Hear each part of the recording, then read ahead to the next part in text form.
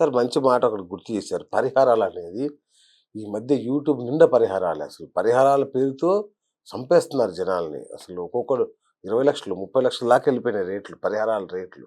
అసలు ఏవి నిజమైన పరిహారాలు? ఏవి చేసుకోవాలసల? అంటే పరిహారాలంటే ఏంటంటే సార్, ఇక్కడ మీరు ఉట్టి ఆస్ట్రాలజర్స్‌నే గానియండి, న్యూమరాలజిస్ట్ కానియండి, అవును. ఫార్చ్యూన్ టెల్లర్‌ని ఒక్కనే కాకుండా ఆ! మీరు క్లయింట్స్‌ని కూడా చూడాల్సుంటది. వాళ్ళు ఓకే. ఏం చేస్తున్నారంటే, ఎప్పుడైనా మనకు ఒక కష్టమే గాని ఏదైనా వస్తుందంటే, అది మన కార్మిక్ ఇంపాక్ట్ ఉంటుంది. ఓకే. అయితే అది మనం చెయ్యని తప్పుకొస్తుందా, మనం చేసిన తప్పులకొస్తుందా అని కూడా చూడాలి. హ్మ్. కొంతమంది ఏం చేస్తారంటే, వాళ్ళు కొన్ని తప్పులు చేస్తారు. మన ముందొచ్చి చెప్పరనమాట. ఓకే. ఓకేనా? ఆ! అయితే దాని ఇంపాక్ట్ ఎవరు తీసుకోవాలి? ఇప్పుడు ఒక మనిషి సార్ బ్యాంక్ లోన్ తీసుకున్నారు. ఆయన చనిపోయాడు. బ్యాంక్ వదిలేస్తదా సార్? వాళ్ళ ఫ్యామిలీని తీసుకుంటదా లేదా? అలాగనే పరిహారాలు చేసేటప్పుడు ఇంకోటి కొంతమంది క్లయింట్స్ కూడా చిన్న చిన్న పరిహారాలు చెప్తే వింటలేరు సార్. అవును. ఇప్పుడు నేనే ఉన్నాను. నేను మీకు గురుబలం కోసం రూ. 12,000 పరిహారం కూడా చెప్తాను. రూ. 10 పరిహారం కూడా చెప్తాను. కానీ రూ. 10 పరిహారం తీసుకునేటోళ్ళు ఎవరంటే, నన్ను స్వతహాగా 100% నమ్మిన వాళ్ళు నమ్మేవాళ్ళు. తీసుకుంటారు. యెస్. లేదా అన్ని పరిహారాలు చేసి ఇక మా దగ్గర డబ్బు లేదు అనే వారే చేస్తారు. అదే నేను కొంచెం పెద్దవాళ్ళకి రూ. 10 చెప్తే ఒప్పుకుంటారా సార్? అసలు అక్కడ మీకు జ్యోతిష్యమే మైండే రాదంటారు మీకసలు. ఒప్పుకోనప్పుడు అవును. పరిహారం ఏం పని చేస్తది సార్? ఓకే. ఓకే. ఆ!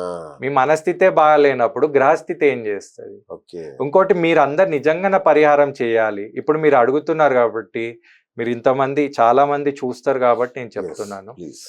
రూపాయి లేకుండా మీరు నవగ్రహాలకు అన్ని పరిహారాలు ఫ్రీగా చేయొచ్చు. ఇక్కడ మళ్ళీ నేను యూజ్ చేస్తున్న వర్డ్ ఫ్రీ.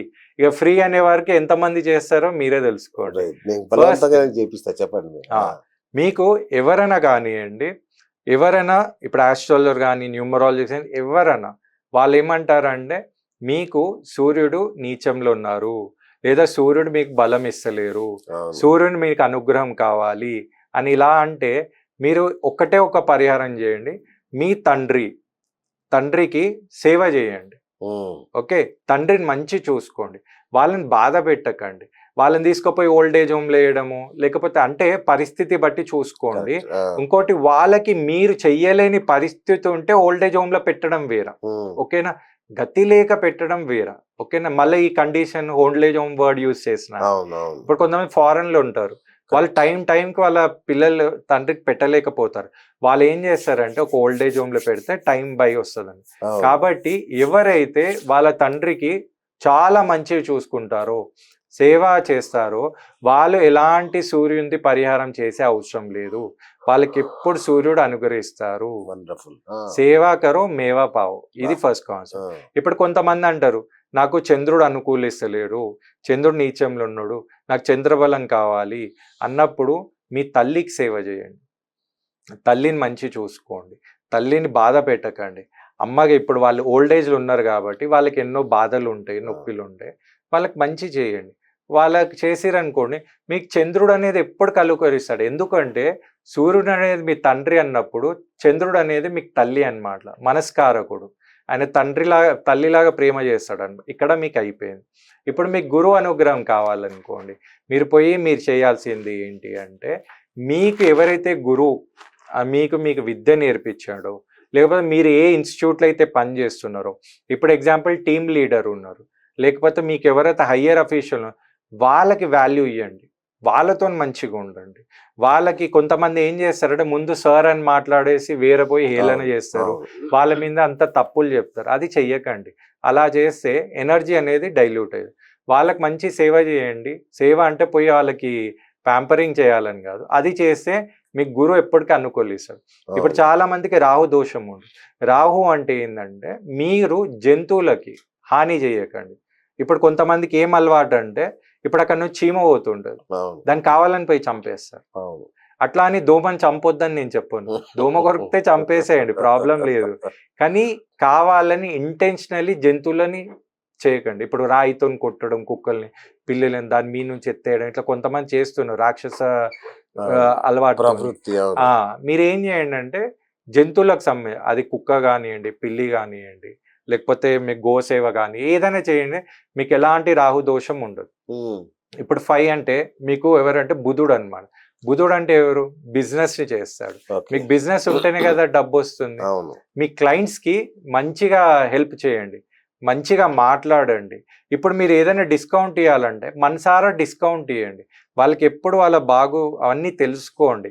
వాళ్ళ బర్త్డే వచ్చినప్పుడు హ్యాపీ బర్త్డే చెప్పండి. వాళ్ళకి మ్యారేజ్ డే ఉన్నప్పుడు ఒక మెసేజ్ పంపించండి. అవును. అప్పుడే కదా ఈ కాలంలో ఏదైతే మీరు మౌత్ టాక్ ఉంటేనే నడుస్తుంది.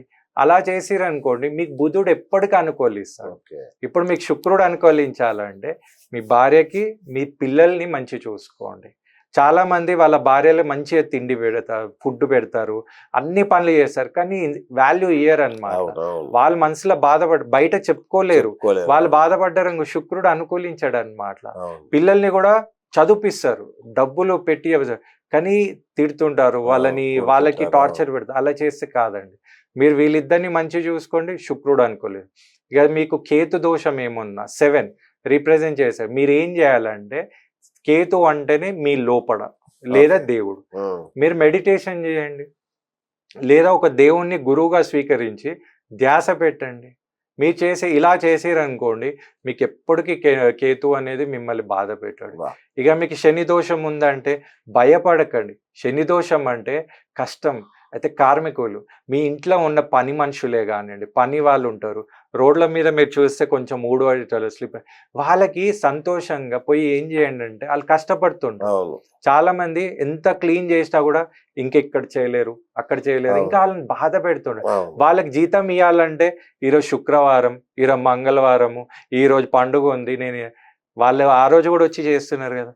100 రూపాయల దగ్గర 200 ఇవ్వండి, సంతోషిస్తారు. ఎందుకంటే మన ఇంట్లో అయ్యే రహస్యం అంతా వాళ్ళకే తెలుసు. వాళ్ళకి మంచి చూసుకుంటే అయిపోతుంది కదా. వాళ్ళకి చెయ్యండి. మీ ఇంకో ముసలి వాళ్ళు ఓల్డ్ ఏజ్ హోమ్లో పోయి వాళ్ళకి ఇవ్వండి. ఎందుకంటే ఇది శని మహారాజు మందమతి, ఆయనకు మంచిగా చేయండి, ఆయన చూసుకుంటాడు. లాస్ట్కి కుజదోషం ఉంది. కుజదోషం ఉన్నప్పుడు ఏం చేయండి, మీరు ఏం చేయండి అంటే మీ అక్కలతోని, చెల్లెలతోని, అన్నదమ్ములతోని మంచిగా ఉండండి. వాళ్ళతోనే కదా మీ ప్రాపర్టీ ఇష్యూస్ వచ్చేది. వాళ్ళకి మంచి చేసిరనుకోండి కుజుడు మీకు అనుకూలిస్తాడు. మీకు ఇప్పుడు సూర్యుడి నుంచి తీసుకొచ్చి కుజుడు దాకా మీకు మంచిగా చెప్పాను. దీని మించి ₹1 మీకు ఖర్చు లేదు. కానీ నేను మీకు చెప్తున్నాను, ఇంత సింపుల్ గా చెప్పాను కదా, ఎవరికి డైజెస్ట్ కాదు. ఎవరు మాక్సిమం చూడండి. నిజంగా మీరు చెప్పింది అద్భుతం. ఎందుకంటే జీవిత సత్యం చెప్పారు మీరు. ఇవి కనుక నిజంగా పాటిస్తే అసలు ఏ సమస్యలు రావు జీవితంలో. సార్ మన గురువులు చెప్పింది ఇదే సార్. ఇవన్నీ తీసుకొచ్చి గ్రహాలకి, జాతకాలకు కనిపెట్టేసి అద్భుతం సార్. ఇది చాలా మందికి తెలియదు.